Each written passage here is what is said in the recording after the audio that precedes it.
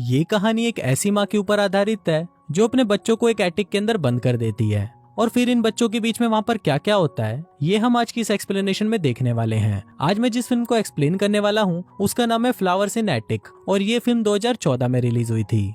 Movie की शुरुआत होती है और हमें एक फैमिली दिखाई जाती है। इस फैमिली में 6 लोग होते हैं, क्रिस्टोफर, कैथी, कोरल और 2 ट्विंस कोडी और कैरी। इनके डैड जिसका नाम भी क्रिस्टोफर होता है वो अक्सर अपने काम के चलते बाहर रहते थे। आज बहुत दिनों बाद इनके डैड क्रिस्टोफर अपने घर आए हैं और उसको देखकर उसके बच्चे और उसकी वाइफ बहुत ज्यादा खुश होते हैं। क्रिस्टोफर अपनी वाइफ के लिए एक बहुत महंगा नेकलेस लाता है और यहाँ हमें पता चलता है कि क्रिस्टोफर का प्रमोशन हुआ है और उसके काम के साथ साथ उसकी सैलरी भी बहुत ज्यादा बढ़ चुकी है। अब इसी खुशी में ये लोग आज रात अपने घर पर एक पार्टी रखते हैं, पर पार्टी में क्रिस्टोफर की जगह एक ऑफिसर आता है और उसकी वाइफ को बताता है कि एक एक्सीडेंट में क्रिस्टोफर की डेथ हो गई है। अब ये सुनते ही कोरल शॉक्ड हो जाती है और इसके बाद से ही वो डिप्रेशन में चली जाती है। फिर एक दिन कैथी कोरल से पूछती है कि आपने आगे क्या सोचा है। तब कोरल उसको बोलती है कि एक ऐसी औरत के लिए नौकरी करना बहुत मुश्किल है जो एक हाउसवाइफ हो और उसके 4 बच्चे हों। अब इसी टेंशन में कोरल एक एड्रेस पर बार बार चिट्ठियां भिजवाती है और उसकी कई कोशिशों के बाद एक दिन कोरल को उसकी चिट्ठी का रिप्लाई आता है जिसको पढ़कर कोरल बहुत ज्यादा खुश हो जाती है। फिर कोरल अपने बच्चों को बताती है कि जिस एड्रेस पर वो चिट्ठियां भेज रही है वो एड्रेस तुम्हारे नाना का है।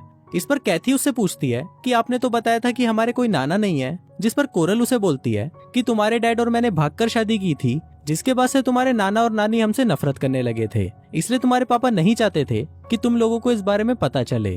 कोरल उनको ये भी बताती है कि मेरे लिए 4 बच्चों का बोझ उठाना बहुत ही मुश्किल है और तुम्हारे नाना बहुत ही अमीर हैं, इसलिए हमें आज ही वहाँ के लिए निकलना होगा। फिर जब ये लोग वहाँ पर पहुँचते हैं तो बच्चों को वो जगह बिल्कुल भी अच्छी नहीं लगती क्योंकि वो जगह बहुत ही सुनसान और डरावनी थी। तभी वहाँ पर हम कोरल की माँ ओलिविया को देखते हैं जो बहुत ही ज्यादा खड़ूस होती है और वो उनको बोलती है कि मुझे इस घर में किसी भी बच्चे की चिल्लाने की आवाज नहीं आनी चाहिए और तुम्हें यहाँ पर रहने के लिए मेरे सभी रूल्स को मानना होगा और अगर किसी ने भी मेरी बात नहीं मानी तो तुम सबको इस घर से बाहर निकाल दिया जाएगा।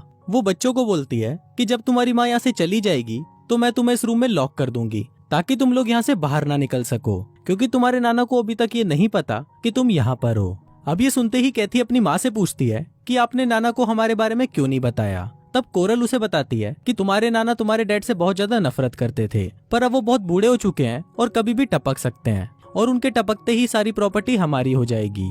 अब बच्चों के पास और कोई ऑप्शन नहीं था, इसलिए वो अपनी माँ की बात मान लेते हैं। इसके बाद वो खड़ूस नानी उन बच्चों को इस घर के रूल्स बताती है। वो बताती है कि तुम लोग इस रूम से बाहर नहीं जा सकते और तुम्हें दिन का 3 बार का खाना दे दिया जाएगा और लड़का लड़की एक साथ एक बाथरूम को इस्तेमाल नहीं कर सकते और अगर छोटे बच्चों को खेलना है तो ऊपर एटिक है और वो वहाँ खेल सकते हैं। फिर जब ओलिविया वहाँ से चली जाती है तो वो सभी लोग एटिक देखने के लिए ऊपर जाते हैं, पर बच्चों को वो जगह बिल्कुल भी पसंद नहीं आती क्योंकि वो जगह बहुत ही गंदी थी।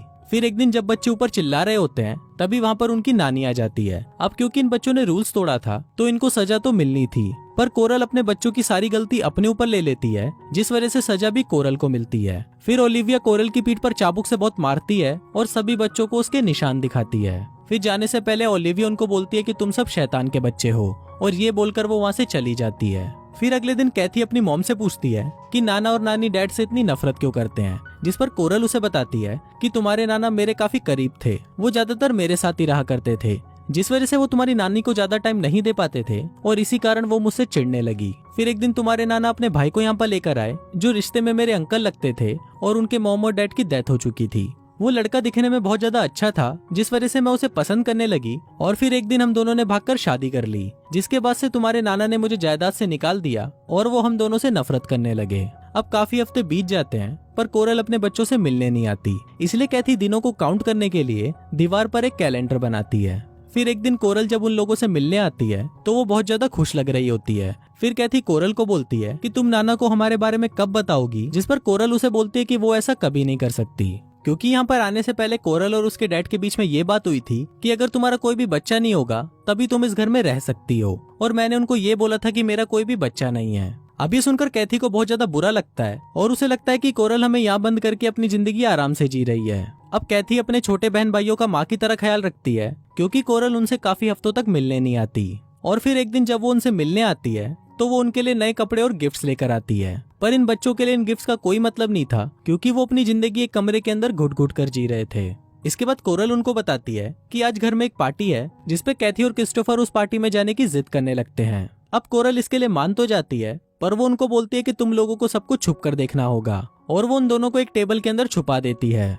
फिर वहाँ कैथी देखती है कि उसकी माँ पार्टी में बहुत ज्यादा खुश लग रही है और वहीं हमें कोरल के फादर भी दिखाए जाते हैं जो कि व्हील चेयर पर होते हैं। फिर जब पार्टी खत्म होने वाली होती है तो कैथी और क्रिस्टोफर अपनी माँ को किसी अनजान आदमी को किस करते हुए देखते हैं। ये देखते ही कैथी वहाँ से चली जाती है, पर क्रिस्टोफर को वो घर देखना था इसलिए वो पूरा घर देखने के लिए चला जाता है। पर जब ये बात कोरल को पता चलती है तो क्रिस्टोफर की इस गलती पर कोरल उसे मारने लगती है। फिर एक दिन कैथी क्रिस्टोफर को एक गंदी किताब पढ़ते हुए देख लेती है और फिर बाद में वो इस बारे में कोरल को बताती है, जिस पर कोरल उसे बोलती है कि लड़का और लड़की की बॉडी में उम्र के साथ साथ कई तरह के चेंजेस होते हैं, और ये बोलकर वो कैथी को एक ड्रेस पहनने के लिए देती है। फिर जब कैथी उस ड्रेस को ट्राई कर रही होती है तभी वहाँ पर क्रिस्टोफर आ जाता है और कैथी को इस तरह देखकर उसके मन में फीलिंग्स जागने लगती है। लेकिन तभी वहाँ पर उनकी नानी आ जाती है और उसको लगता है कि ये भाई बहन तो आपस में ही लगे हुए हैं। फिर ओलिविया कैथी को सजा के तौर पर उसके बाल काटने को बोलती है और अगर उसने ऐसा नहीं किया तो उन्हें एक हफ्ते तक खाने को कुछ नहीं मिलेगा। पर कुछ टाइम बाद वो उनको खाने के लिए खाना दे देती है, पर वो रात को कैथी के बालों पर टार लगा देती है जिस वजह से क्रिस्टोफर को कैथी के बाल काटने पड़ते हैं। पर इसी दौरान वो काफी ज्यादा क्लोज आ जाते हैं और उन दोनों के लिए ही एक दूसरे में फीलिंग्स जागने लगती है। अगले सीन में हम कोरल को देखते हैं जो अपने बच्चों से मिलने वहाँ पर 4-5 महीनों बाद आती है और वो अपने बच्चों को बताती है कि उसने शादी कर ली है और वो 4-5 महीनों से हनीमून पर थी जिस वजह से वो उनसे मिलने नहीं आ पाई।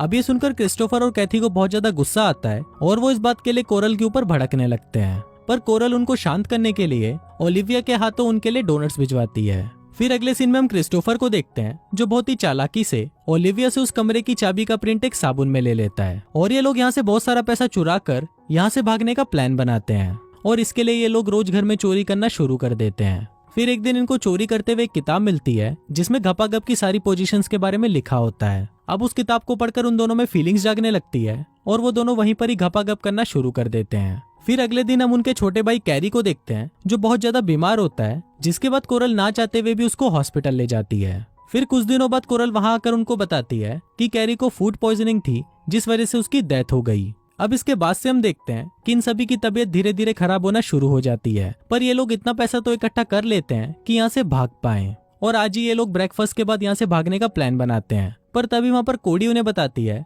कि इस चूहे की मौत हो गई है और ये चूहा वही डोनट खा रहा था जो उस दिन उनकी मॉम ने भिजवाए थे। अब ये सब देखकर हम व्यूवर्स को पता चलता है कि इनकी मॉम ही अपने बच्चों को मरवाना चाहती है ताकि वो अपनी बाकी की जिंदगी अपने नए हस्बैंड के साथ आराम से जी सके।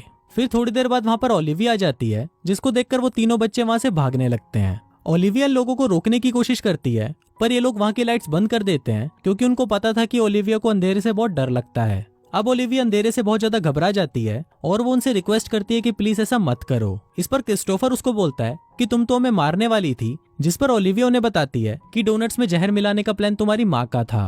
पर यह बात सुनकर उन लोगों को कोई फर्क नहीं पड़ता क्योंकि उनके लिए उनकी माँ पहले से ही मर चुकी थी। फिर वो तीनों ऊपर से एक रस्सी फेंककर नीचे आ जाते हैं और वहां से भागकर एक ट्रेन में चढ़ जाते हैं और इसी के साथ ही ये फिल्म यहीं खत्म हो जाती है।